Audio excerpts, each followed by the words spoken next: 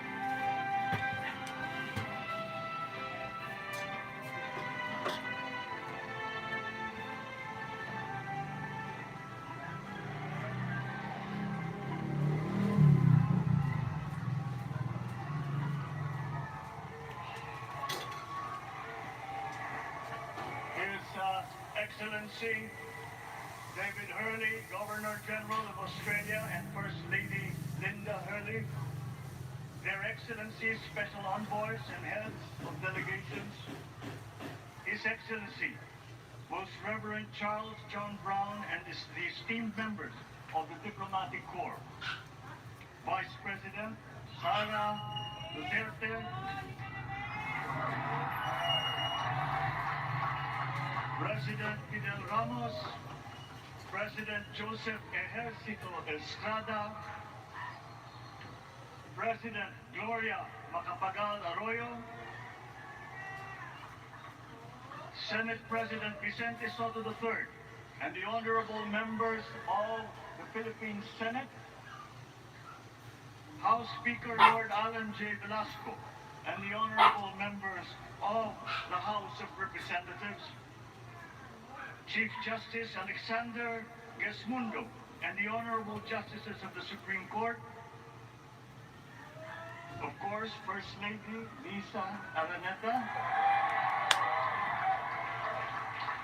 and my children, Alexander, Sandro, Simon, and Vincent. Ilan ang anak niya? I cannot proceed without a special greeting, of course, to the former First Lady Imelda Romualdez Marcos.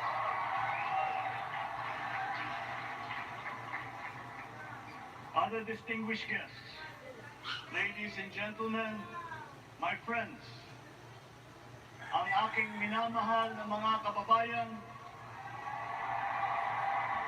magandang tanghali po sa inyong lahat.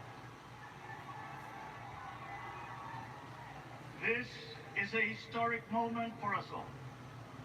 I feel it deep within me. You, the people, have spoken, and it is resounding. When my call for unity started to resonate with you, it did so because it echoed your yearnings, mirrored your sentiments, and expressed your hopes for family, for country, and for a better future. That is why it reverberated and amplified as it did, to deliver the biggest electoral mandate in the history of Philippine democracy.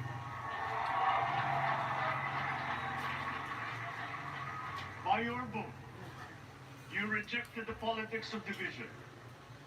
I offended none of my rivals in this campaign. I listened instead to what they were saying.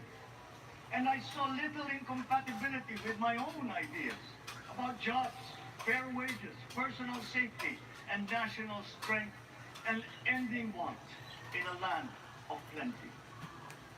I believe that if we but focus on the work at hand and the work that will come to hand, we will go very far under my watch. You believe that too. At pinakinggan ko ang tinig ninyo na ang sinisigaw ay pagkakaisa, pagkakaisa, pagkakaisa. We will go farther together than against each other, pushing forward, not pulling each other back, out of fear, out of a misplaced sense of weakness. But we are the furthest from weak. The Filipino diaspora flourishes even in the most inhospitable climes, where they are valued for their quality. The changes we seek will benefit all and will shortchange no one. I was not the instrument of change. You were that. You made it happen. I am now. You picked me to be your servant, to enable changes to benefit all. I fully understand the gravity of the responsibility that you put on my shoulders. I do not take it lightly, but I am ready for the task. I will need your help. I want to rely on it. But rest assured, I do not predicate success on the wide cooperation that's needed. I will get it done. I once knew a man who saw what little had been achieved since independence in a land of people with the greatest potential for achievement. And yet, they were poor. But he got it done. Sometimes with the needed support, sometimes without. So will it be with his son.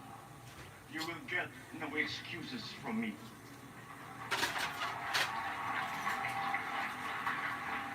I am here not to talk about the past. I am here to tell you about our future. A future of sufficiency, even plenty, of readily available ways and means to get done what needs doing. By you, by me. We do not look back, but ahead. Up the road that we must take to a place better than the one we lost in the pandemic. Gains made and lost, opportunities missed, well-laid plans superseded by the pandemic. Indeed, ours was the fastest growing economy in ASEAN by ways now outdated. We shall be again by a radical change in the way the world must now work to recover what we have lost in that fire and move on from there. We face prospects of the spread of the war abroad, of which we are totally blameless. We seek friendship with all.